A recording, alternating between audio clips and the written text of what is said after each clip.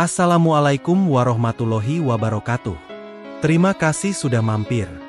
Jangan lupa like, subscribe, dan aktifkan loncengnya. Semoga rezeki kalian lancar, dan bisa berangkat haji bareng keluarga tercinta.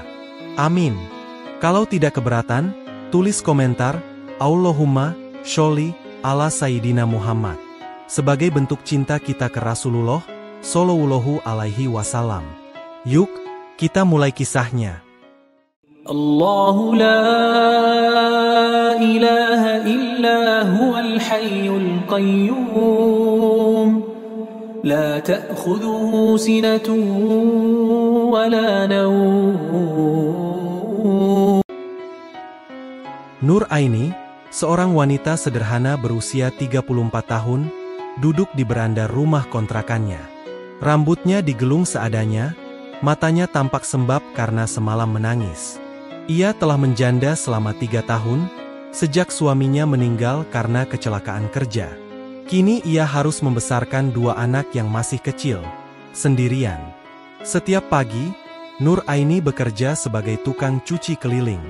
Tangannya kasar, namun hatinya lembut. Ia menolak untuk meminta-minta, meskipun hidupnya sangat pas-pasan. Anak-anaknya adalah semangat hidupnya, dan ia selalu berusaha menyembunyikan kesedihan di balik senyuman untuk mereka. Meski ikhlas, hatinya tetap rapuh. Setiap malam, ia berdoa di atas sajadah, menangis dalam sujud panjang, meminta agar Allah memudahkan urusannya dan tidak membuatnya kehilangan harapan. Tapi ujian justru datang silih berganti, bahkan lebih berat dari yang ia bayangkan.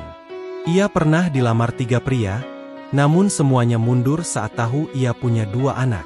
"Maaf, saya belum siap mengurus anak orang," kata salah satunya. Nur Aini tak marah. Ia sadar, tidak semua orang siap menerima takdir seperti miliknya. Tapi rasa ditolak itu tetap menyakitkan, dan perlahan membuat hatinya merasa hancur. Putra sulungnya, Fikri, baru berusia 10 tahun. Ia mulai paham penderitaan ibunya.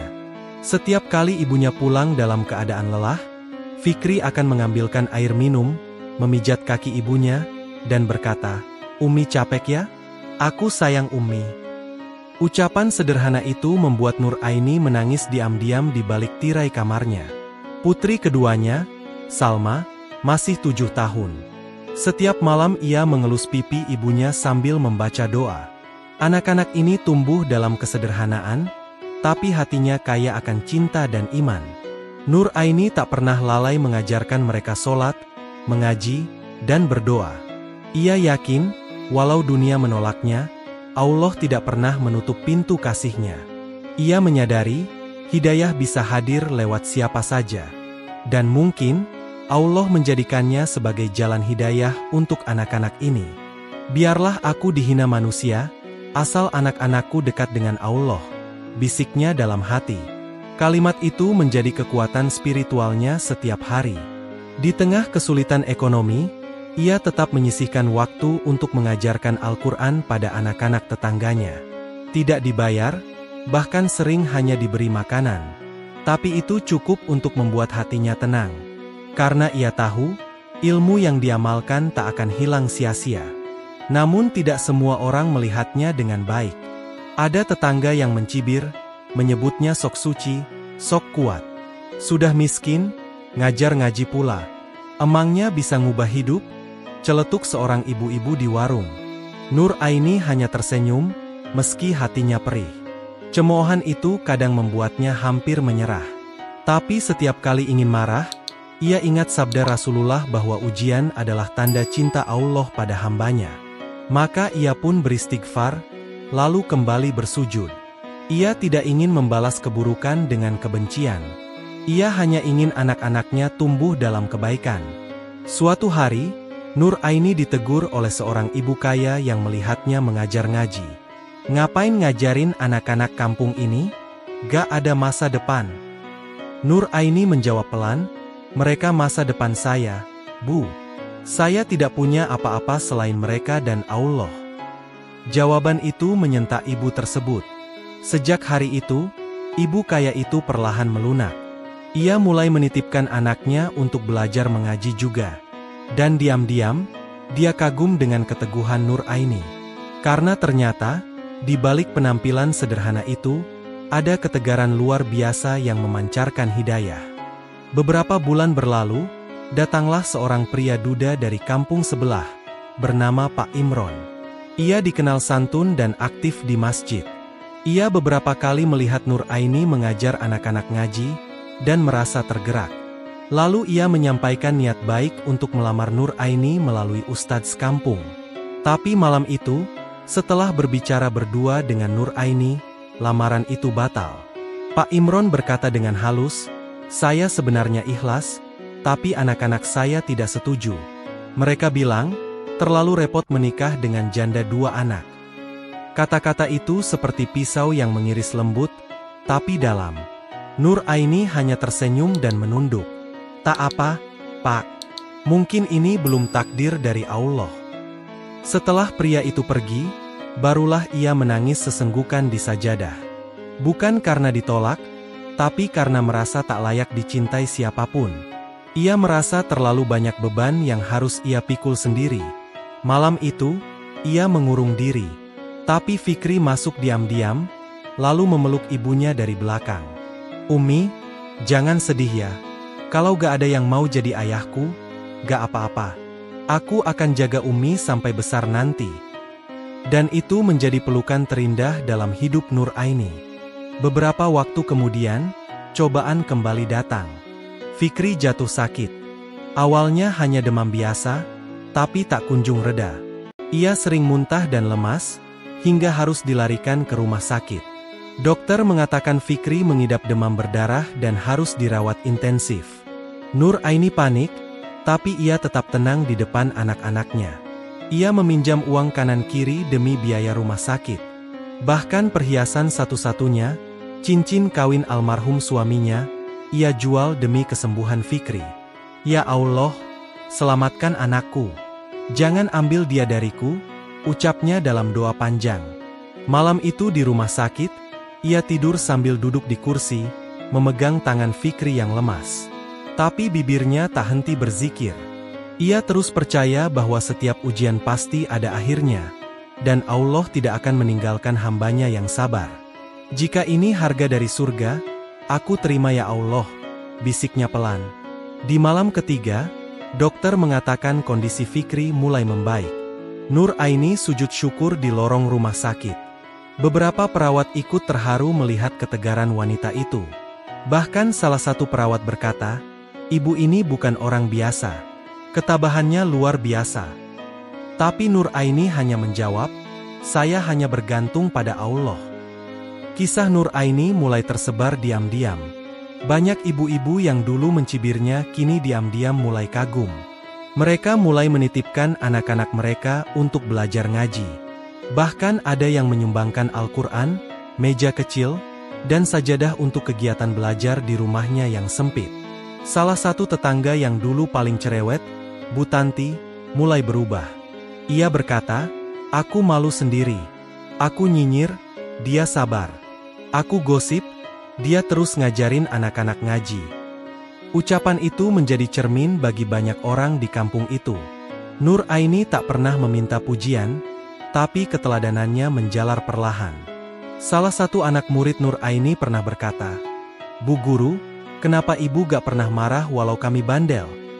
Nur Aini hanya menjawab, "Karena kalian bukan anak-anak nakal. Kalian hanya belum tahu bagaimana cara jadi anak baik. Dan itu tugas saya, membimbing kalian." Kini, setiap sore rumahnya dipenuhi anak-anak. Suara tadarus menggema dari rumah kecil itu. Bahkan imam masjid kampung pernah berkata, "Kalau di kampung ini ada cahaya, mungkin itu dari rumah Bu Nur Aini." Tapi Nur Aini tak ingin dipuja. Ia hanya ingin Allah ridho. Suatu hari, seorang lelaki datang ke rumahnya bersama istri kepala desa.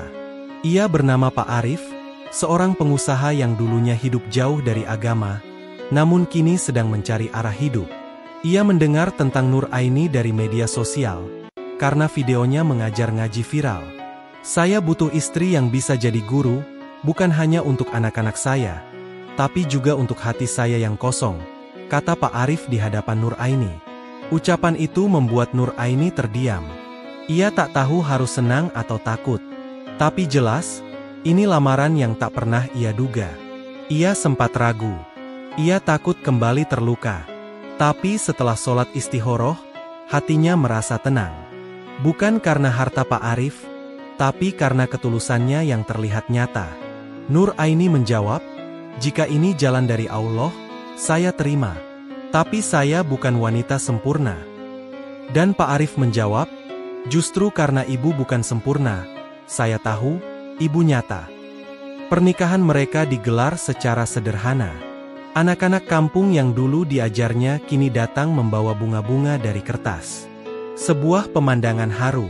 Banyak mata yang basah saat melihat janda dua anak yang dulu ditolak dan dicibir, kini dihormati karena cahaya imannya. Setelah menikah, Nur Aini dan Pak Arif memulai kehidupan baru dengan sederhana. Meski rumah Pak Arif jauh lebih besar dari rumah Nur Aini sebelumnya, ia tetap memilih kesederhanaan. Ia menata rumah kecil itu jadi tempat yang penuh keberkahan. Ada ruang untuk ngaji, ruang sholat jamaah keluarga, dan ruang makan bersama. Pak Arif yang dulunya jarang sholat, kini tak pernah absen sholat berjamaah. Ia berkata pada istrinya, "Dulu aku mencari istri cantik untuk dipamerkan. Sekarang aku mencari istri yang bisa membawaku ke surga." Nur Aini hanya menjawab dengan senyum dan air mata haru. Ia tidak pernah mengubah suaminya dengan paksaan, tapi dengan keteladanan, kelembutan, dan doa panjang yang tak terdengar. Pak Arif berubah bukan karena diminta, tapi karena tersentuh. Hidayah tak selalu datang lewat ceramah keras. Kadang datang lewat cinta yang lembut dan sabar.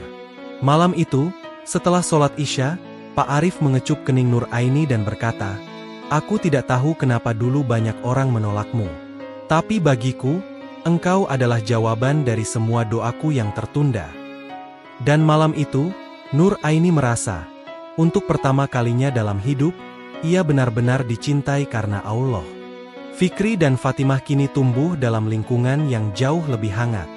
Fikri yang dulu pemalu, kini rajin ke masjid dan menjadi muadzin kecil. Fatimah yang dulu penakut, kini hafal juz amma dan suka membacakan doa sebelum makan untuk keluarga mereka. Pak Arif memperlakukan kedua anak itu seperti anak kandung. Ia mengantar Fikri ke sekolah setiap pagi dan membacakan dongeng untuk Fatimah sebelum tidur. "Ayah," kata Fatimah suatu malam, "terima kasih sudah sayang sama kami, walau kami bukan darah ayah." Dan Pak Arif menjawab, "Kalian tidak perlu jadi darahku untuk jadi anakku." Keluarga ini menjadi inspirasi di lingkungan mereka. Banyak yang bertanya pada Nur Aini, apa rahasianya sampai bisa sabar dan kuat begini? Ia hanya menjawab, "Saya dulu tidak kuat. Saya hanya tidak berhenti percaya bahwa Allah sedang menyiapkan sesuatu, selama saya tidak menyerah." Dan benar, perlahan-lahan, rumah itu bukan hanya tempat tinggal, tapi menjadi tempat berkumpul orang-orang yang sedang mencari hidayah. Ada remaja yang datang untuk belajar ngaji, ada ibu-ibu yang minta dibimbing sholat. Nur Aini hanya tersenyum dan berkata, "Saya ini bukan guru. Saya ini hanya orang yang sedang belajar juga." Namun hidup tak selamanya tenang. Beberapa bulan kemudian, seorang pria dari masa lalu muncul. Tetangga lama yang dulu pernah melamar Nur Aini dan merasa tersinggung karena ditolak secara tidak langsung. Ia mulai menyebar fitnah bahwa Nur Aini menikah demi harta Pak Arif. Gosip itu menyebar cepat di media sosial kampung. Beberapa ibu-ibu mulai menjauh lagi. Bahkan ada yang mencoret-coret pagar rumah mereka dengan kata-kata kasar. Nur Aini hanya diam, tak membalas satupun. Tapi Pak Arif marah dan ingin melaporkan pelaku ke pihak berwajib. Namun malam itu, Nur Aini berkata, "Kalau kita balas dengan marah, kita sama dengan mereka. Biarkan Allah yang membela kita." Pak Arif terdiam. Ia merasa istrinya jauh lebih matang darinya dalam menanggapi luka. Ia belajar satu hal, keikhlasan itu tak butuh pembelaan. Dan benar, beberapa waktu kemudian, pria itu ditangkap karena kasus penipuan lain. Nama Nur Aini kembali bersih. Tapi ia tidak bersorak, tidak menyimpan dendam. Kalau Allah bersihkan nama saya, itu bukan karena saya baik, tapi karena saya mencoba untuk tidak membalas keburukan dengan keburukan. Beberapa tahun kemudian, ujian besar kembali datang. Pak Arif didiagnosis mengidap penyakit jantung kronis. Ia harus menjalani serangkaian pengobatan dan terapi rutin. Tapi dalam sakitnya, ia justru semakin rajin membaca Al-Quran dan makin dekat dengan Allah. Nur Aini kembali menjadi perawat setia, seperti saat merawat anak-anak dulu. Tapi kali ini berbeda. Yang dirawat bukan hanya tubuh, tapi juga semangat. Ia menguatkan suaminya tiap hari. Kalau Allah berikan sakit, pasti ada cinta yang Allah selipkan di dalamnya, katanya. Pak Arif sering menangis sendiri. Bukan karena sakit, tapi karena merasa belum cukup membahagiakan Nur Aini. Tapi Nur Aini hanya menjawab, "Abang sudah jadi imam terbaik. Kalau ini ujian terakhir, kita jalani bersama. Dunia ini sebentar, yang lama itu akhirat." Di malam-malam sunyi, mereka sering sholat tahajud berjamaah. Meski tubuh Pak Arif lemah, ia tetap berdiri di depan sebagai imam. Suara tangis mereka bersahut di setiap sujud. Seperti pasangan yang saling memeluk lewat doa. Hati mereka sudah tidak di dunia, tapi menanti surga. Satu malam, hujan turun rintik-rintik. Pak Arif memegang tangan Nur Aini lebih lama dari biasanya. "Aku ingin tidur duluan malam ini," katanya pelan. Nur Aini hanya tersenyum. "Baik, abang, tidur yang nyenyak ya." Pagi harinya, Nur Aini terbangun lebih dulu dan heran karena suaminya belum bangun untuk sholat subuh. Saat ia membangunkan, tubuh itu sudah dingin. Wajah itu tersenyum, seperti seseorang yang benar-benar tenang tidur dalam pelukan malaikat. Tangis Nur Aini pecah. Tapi tak ada teriakan, tak ada histeris. Ia tahu, laki-laki itu sudah dijemput dengan lembut. Anak-anak berdiri di sampingnya, dan mereka semua memandikan, mengkafani, hingga mengantar jenazah Pak Arif ke tempat peristirahatan terakhirnya. Di liang lahat, Nur Aini menunduk. "Terima kasih ya Allah, Engkau titipkan lelaki terbaik dalam hidupku. Dan sekarang, aku ridha Engkau ambil dia kembali. Tapi tolong, izinkan aku menyusulnya nanti, dalam keadaan husnul hatimah juga." Setelah kepergian Pak Arif, Nur Aini tidak menutup diri dari dunia. Ia justru meneruskan semua kebaikan suaminya. Ia membuka rumah untuk pengajian anak-anak setiap sore, membagikan nasi bungkus gratis setiap Jumat, dan membimbing para janda yang merasa tidak berharga. "Janda bukan aib," katanya dalam sebuah majelis kecil. Janda adalah wanita yang pernah mencintai dan kehilangan. Tapi jika ia tetap kuat, tetap taat, dan tetap menjaga kehormatannya, maka ia bukan hanya wanita hebat, tapi calon penghuni surga. Fikri kini remaja dan mulai belajar menjadi imam sholat. Fatimah tumbuh menjadi gadis salehah yang bercita-cita menjadi guru ngaji seperti ibunya. Nur Aini tidak pernah merasa sendirian lagi. Ia tahu, selama Allah bersamanya, ia takkan pernah benar-benar sendiri. Masyarakat yang dulu memandang sinis, kini justru menghormatinya. Banyak yang diam-diam menangis setelah mendengar kisah hidupnya. Karena hidayah itu, kadang datang bukan dari ustadz terkenal, tapi dari seorang janda yang ditolak, difitnah, dan tetap sabar.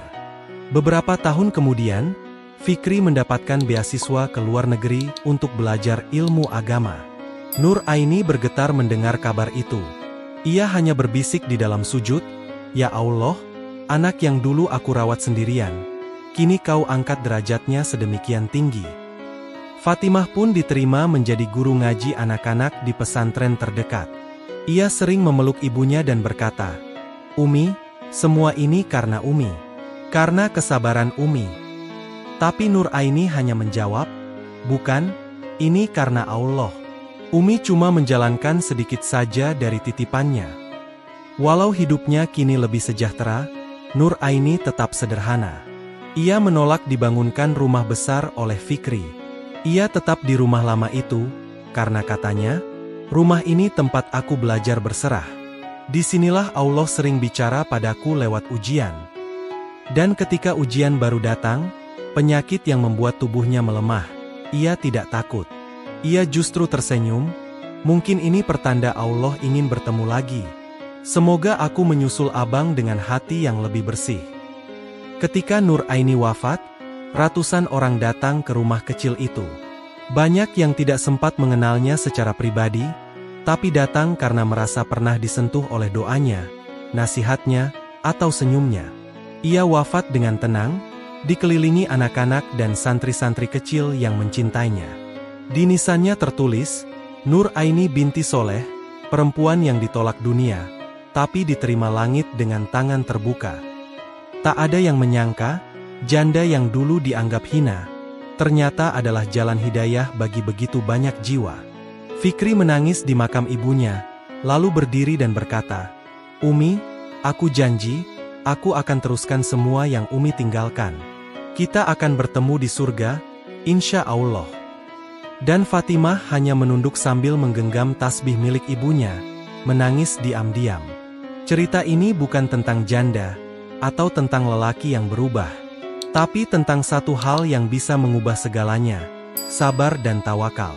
Karena di balik setiap penolakan, selalu ada takdir indah yang sedang menunggu untuk kita temui, saat kita siap.